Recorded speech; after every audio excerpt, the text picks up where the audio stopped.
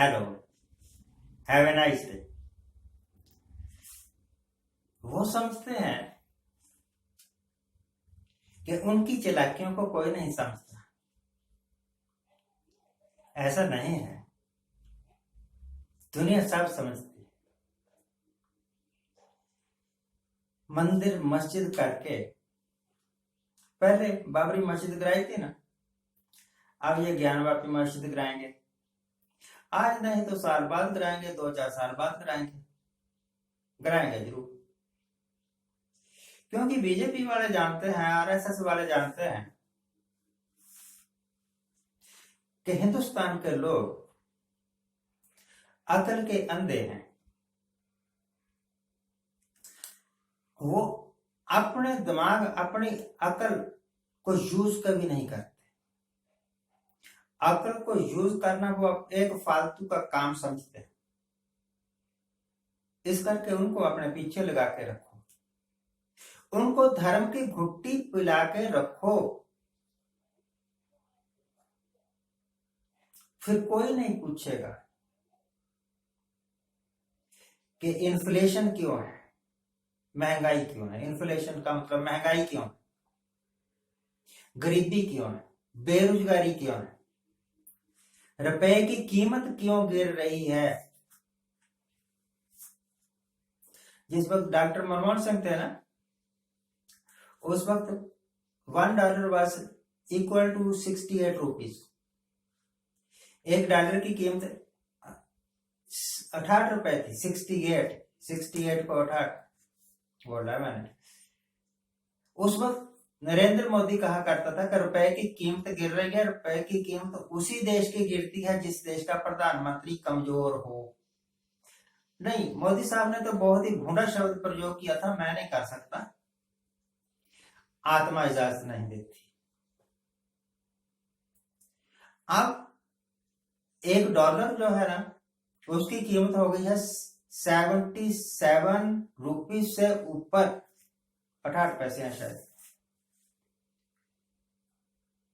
अब क्या कहें, रुपए की कीमत गिरी, 68 से 78 होने वाली। आपका देश का प्रधानमंत्री मजबूत है? अब देश का प्रधानमंत्री कमजोर नहीं है? अब रुपए की साख मजबूत हो गई है?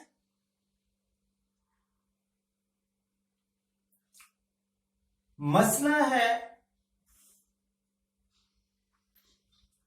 कि हिंदुस्तान में महंगाई बढ़ रही है और ये कह रहे हैं मस्जिद में शिवलिंग मिला है। मसला है कि हमारा हिंदुस्तान दिन प्रतिदिन गरीब होता जा रहा है। फॉरेन इन्वेस्टर्स वापस जा रहे हैं। हिंदुस्तान के चुने चुने जो करोड़पति अरबपति लोग हैं, वो हिंदुस्तान को छोड़ के बाहर जा बैठे।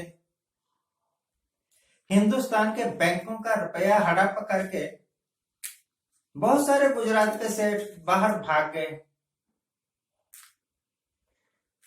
उसके ऊपर किसी का ध्यान नहीं है। रिजर्व बैंक को ऑर्डर है कि भाई बट्टे खाते में डाल दो ये पैसे। उन्होंने देने नहीं है और हमने उनसे लेने की नीयत नहीं रखी हुई है।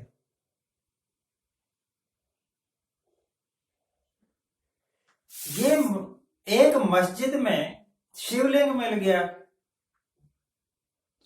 और भक्त लोग ताली बजा रहे हैं, भोले बाबा तेरी जय हो।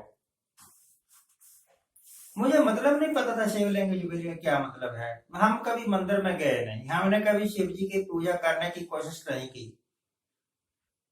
हमारे वास्ते तो एक देवता की मूर्ति थी। कल मुझे मेरे एक फेसबुक पर जुड़े हुए हैं, यूट्यूब पर जुड़े हुए हैं, फेसबुक नहीं कहना चाहिए, मुकांत सिंह,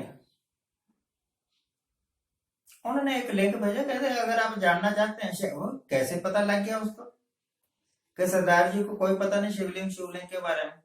जानना चाहते हैं तो ये लिंक खोलिए। मैंने लिंक खोल के देखा तो तब मुझे पता लगा कि शिवलिंग तो शिवजी और पार्वती के सेक्स ऑर्गन का मिलन है और इसकी ये पूजा करते हैं। मुझे कोई इतराज नहीं, कोई किसकी पूजा करता है, कोई किसकी पूजा नहीं करता। जो जिसकी श्रद्धा है वो कर रहा है। कोई बैल की पूजा कर रहा है, कोई गाय की पूजा कर रहा है, कोई पीपल की पूजा कर रहा है, कोई सांप की पूजा कर रहा है। हमारा एक चमनलाल नाम का दोस्त था, वो नाग देवता की पूजा किया करता था और मैं सोचा करता था किसी दिन नाग देवता ने इसको आई लव यू कह दिया तो ये तो उसी वक्त धराशायी हो जाएगा। खैर, श्रद्धा के आगे तो हम नतमस्तक हैं।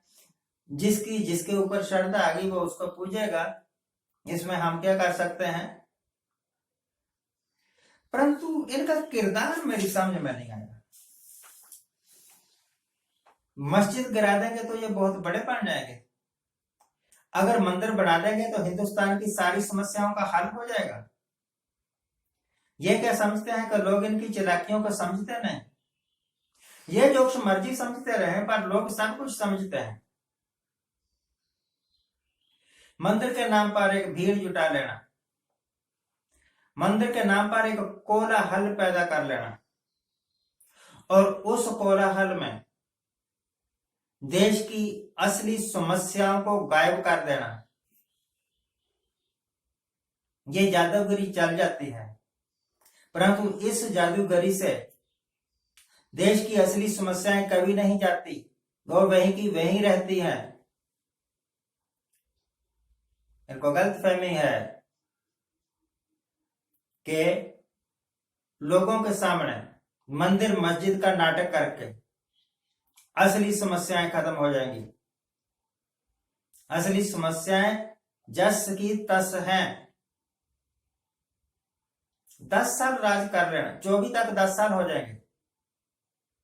10 साल में ये कोई करिश्माई प्रोग्रेस डेवलपमेंट नहीं कर सके। अगले 5 साल मान लो कि फिर मिल गए, तब क्या कर लोगे।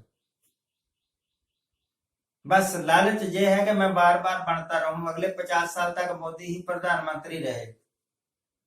रह भी गया तो क्या कर लेगा। आपका किरदार बताता है कि डेवलपमेंट के असली रास्ते पर आप चले ही नहीं। आपको पता ही नहीं विकास क्या होता है। आप मंदिर मस्जिद की घुटी पिला पिला के लोगों को समझते हैं विकास हो रहा है। राम मंदिर बना देंगे, इतना ऊंचा बन गया, उससे यूपी की सारी गरीबी दूर हो गई क्या। एक और मंदिर बना देंगे, उससे यूपी को ही ले लो, बाकी हिंदुस्तान को छोड़ दो, क्योंकि वोटें आपको वहां से ज्यादा मिलती हैं। सारी समस्याएं खत्म हो जाएंगी क्या? बिल्कुल भी नहीं। जिस वक्त कोरोना आया था उस वक्त लाखों की तादाद में लोग मरे थे। उस वक्त पता लग गया था पूरी दुनिया को कि ये गवर्नमेंट कितनी अनएफिशिएंट है और इस बेकार सरकार के पीछे लगे हुए हैं अंधभक्त, देश का नुकसान, देश का बेड़ा गर्क करने के लिए। आज के लिए इतना ही। आज जिनका जन्मदिन है उनको हैप्पी बर्थडे। आज जिनकी मैरिज एनिवर्सरी है उनको बहुत बहुत शुभकामनाएं। सदा सुखी रहिए, आनंद प्रसन्न रहिए।